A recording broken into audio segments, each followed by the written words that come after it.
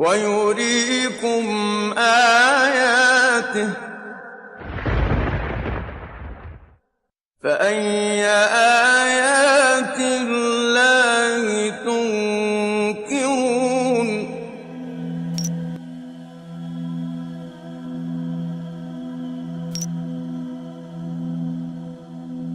From any point in the world, the direction facing the Kaaba is called Qibla, and Muslims are expected to face Kaaba while performing Salah. For most of the people who don't know the wisdom behind the holy Kaaba, it seems like Muslims are worshipping this cubic black house. That's why many of them ask the question, why a Muslim should prostrate towards a rocky house like the Hindus who are worshipping idols. Now, what is the difference between Islam and other religions in this regard? In Islam, there's a rule that if someone does not know the direction of Qibla or he has no possibilities to verify it, then he can pray to any direction he thinks is correct. Because Allah subhanahu wa ta'ala says, وَلِلَّهِ الْمَشْرِقُ وَالْمَغْرِبُ وَلِلَّهِ الْمَشْرِقُ وَالْمَغْرِبُ فَأَيْنَمَا تُوَلُّوا فَثَمَّ وَجْهُ اللَّهِ إِنَّ اللَّهَ وَاسِعٌ عَلِيمٌ.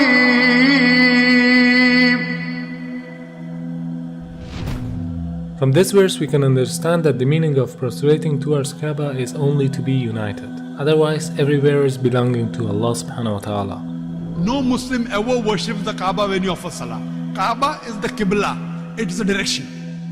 We Muslims, we believe in unity. Now when we offer Salah, suppose we want to offer Salah here.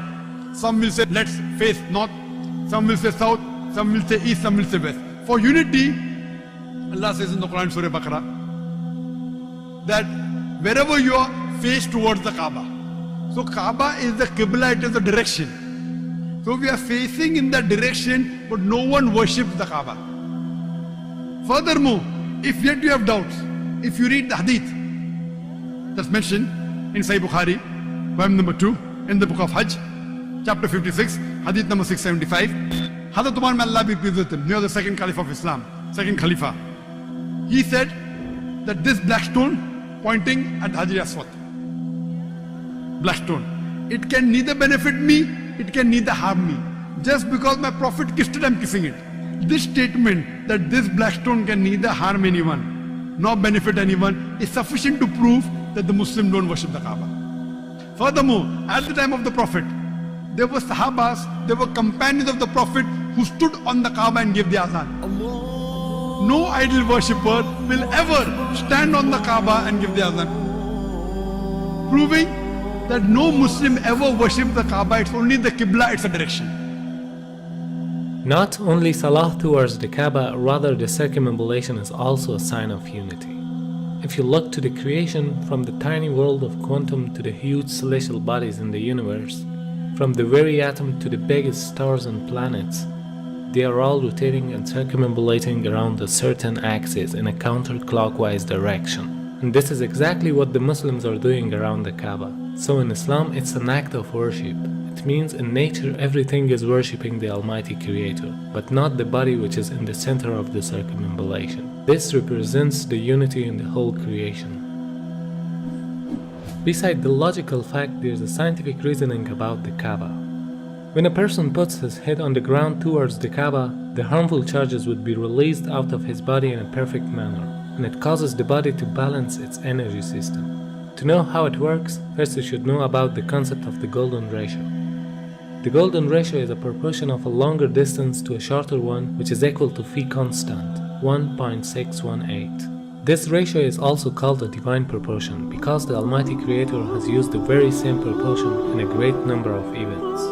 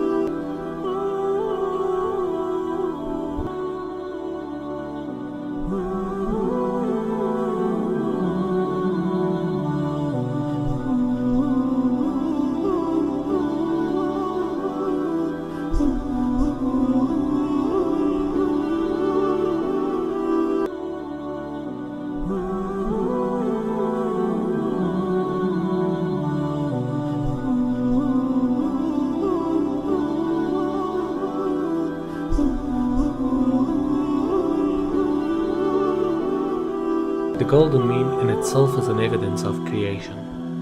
If we apply this ratio on Earth, we'll find out that the golden point of the globe is the city of Mecca, whereas the golden point of Mecca is Holy Kaaba.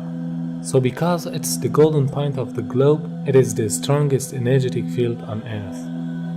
فالمركزية جاءت واخد بالك في الاتجاه العلمي، بمعنى ايه؟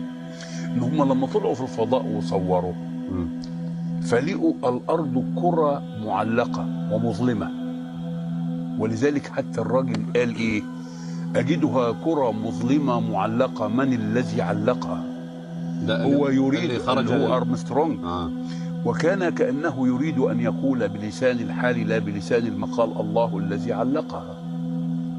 ووجدوا فيها شعاع يخرج من الأرض كتبوه في الشبكة العنكبوتية في الإنترنت وخلوه على مدى 21 يوم ثم أخفوه لماذا؟ يعني الأمور تتبع يعني مقاصدها يعني إخفاؤه دعنا نقول إنه له دلالة مثلا، له دلالة كبيرة جدا.